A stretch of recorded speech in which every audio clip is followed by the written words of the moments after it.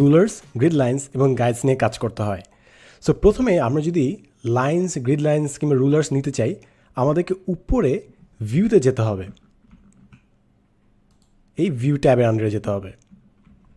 এখন আমরা ভিউতে সিলেক্ট করলে আমাদের এখানে তিনটা অপশন আসবে। একটা হচ্ছে রুলার, একটা হচ্ছে গ্রিড লাইন্স, আর একটা হচ্ছে গাইডস। তো একটা একটা করে আমরা এক্সপ্লোর করব। একদম ফার্স্টে যদি আমি রুলার সিলেক্ট করি, তাহলে দেখব উপরে এবং বাম পাশে আমাদের রুলার চলে এসছে। সো এগুলো দিয়ে আমি ইজিলি বুঝতে পারবো যে আমরা কোথায় মার্কিং করছি। সো আমি মনে করি এই শেপটা নিয়ে, টার্গেটে নিয়ে কাজ করছি। সো আমি যখন কাজ করছি, উপরে এবং বাম পাশে আমি দেখতে পারবো যে কোথায় আমি এটা বসাচ্ছি। সো এটা হচ্ছে সেটা বেসিক আইডিয়া দেয় যদি আপনি পিক্সেল পারফেক্ট কাজ করতে চান। এরপরে হচ্ছে গ্রিড লাইন্স। গ্রিড লাইন্স যখন আমি টগল অন করলাম, দেখলেন যে পুরো স্লাইডটা কতগুলো গ্রিডে ভাগ হয়ে গেল।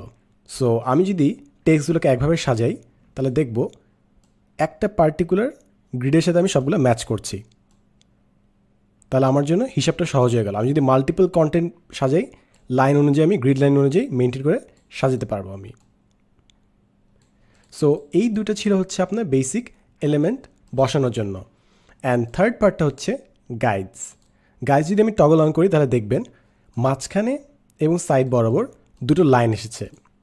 এবং মজার ব্যাপার হচ্ছে এই লাইনগুলো আমি সরাতে পারি। সো মনে করেন আমি বাম পাশে এটা নিয়ে গেলাম এবং এটাকে উপরে নিয়ে গেলাম। সো এরপর সবগুলো প্রেজেন্টেশনের আমার এটা গাইড হিসেবে কাজ করবে, একটা মার্জিন হিসেবে কাজ করবে স্লাইডের। সো মনে করেন আমার টেক্সট আছে, টেক্সটগুলো এক একটা এক এক জায়গায় আছে। সো আমি জাস্ট যখনই কাছে আনবো স্ন্যাপ করবো, এখানে যখনই কাছে আনবো একদম লাইন বরাবর লেগে যাবে এবং আপনি দেখতে পাচ্ছেন এটা রেড দাগ আসে। সো এরপর থেকে আমি যখনই স্লাইড নিয়ে কাজ করব, ওই গাইডটা আমার কাজে লাগবে। সো মনে করেন আমি নতুন একটা স্লাইড নিলাম, নতুন স্লাইডে কিন্তু দেখেন আমার গাইডগুলো একদম জায়গা মতো আছে। সো আমরা যখন কোনো একটা কম্পোজিশন রেডি করছি, একটা ডিজাইন ঠিক করছি, তখন এই রুলার্স, গাইডস, গ্রিড লাইন্স আমাদেরকে একটা ডিরেকশন দেয় যে ওভারঅল এলিমেন্টসগুলো কোথায় থাকবে এবং